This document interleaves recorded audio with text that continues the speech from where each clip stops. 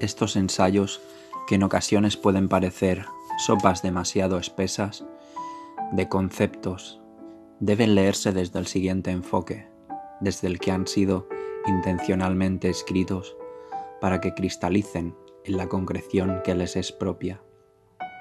Es una oración a la deidad, simultáneamente politeísta, monoteísta y animista, y como tal se debe repetir y meditar para extraer de estas líneas entendimiento. Esto quiere decir que es preciso detenerse y asegurarse en los bloques, parágrafos, remontarse por el desfiladero interpretado como si de un acantilado de significados se tratase.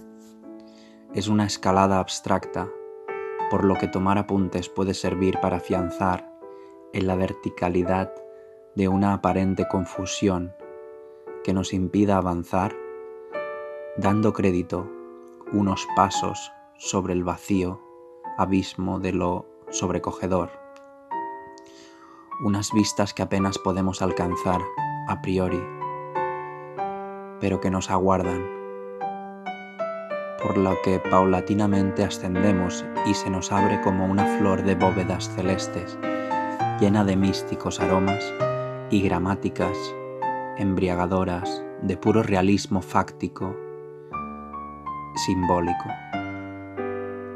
Tomar apuntes o subrayar será entonces arnés, mosquetón y anillas para el pasaje, figurándonos el texto así como escalera y puente colgante que involucre todo nuestro cuerpo etéreo, de ensueño en tensión o imaginario intensificado e incluso flotante, levitando a la luna de los eones en la marea de la electrificación.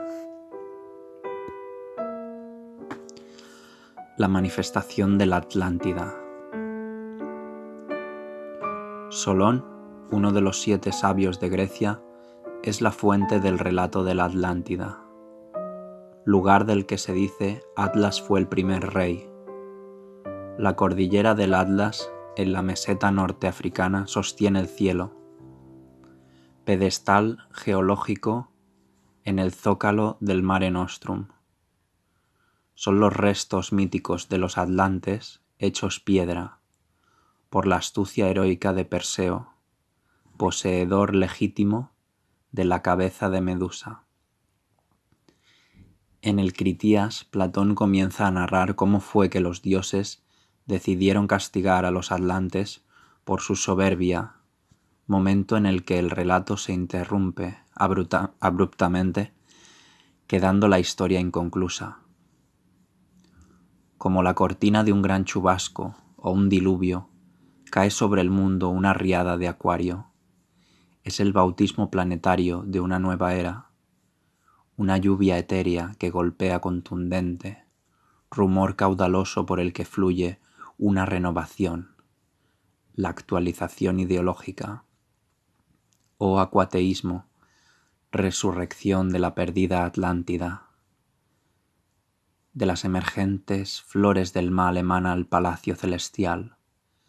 El pastor abre el portal, reúne el ramo de nupcias. Babilonia queda soterrada por las arenas del tiempo, cuna del romanticismo y la ilusión malograda, del delirio sin esperanza atrapado entre mercancías, la deshonra mercachifle del alma, la avaricia codiciosa inicia la marcha, procesión de la hermandad de los pecados.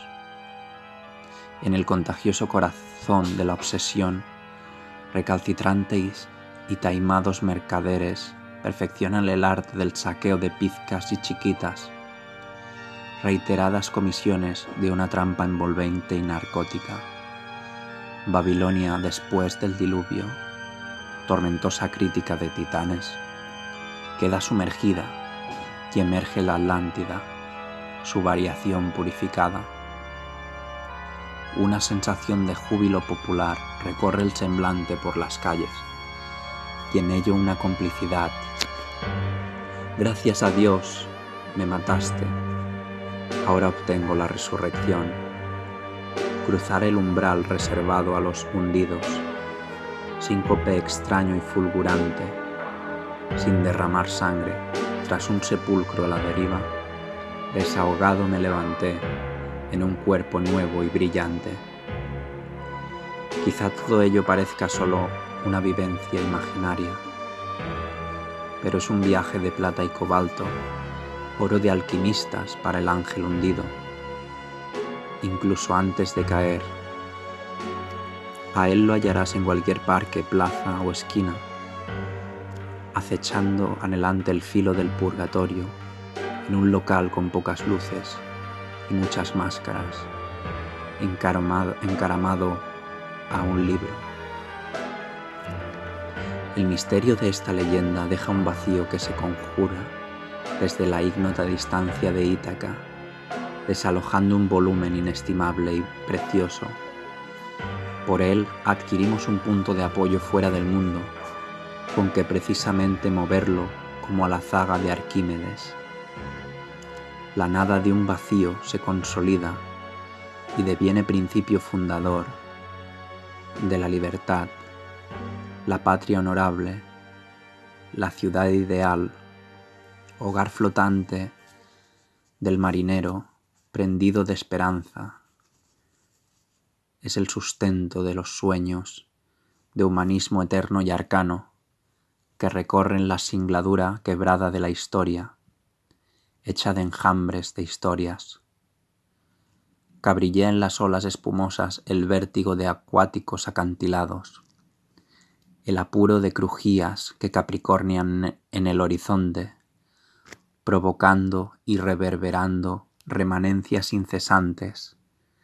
Macabra danza de fuegos fatuos sombrean el semblante del kraken, acechando el embeleso simétrico, vacío en el que la oscuridad también se apoya de Narciso.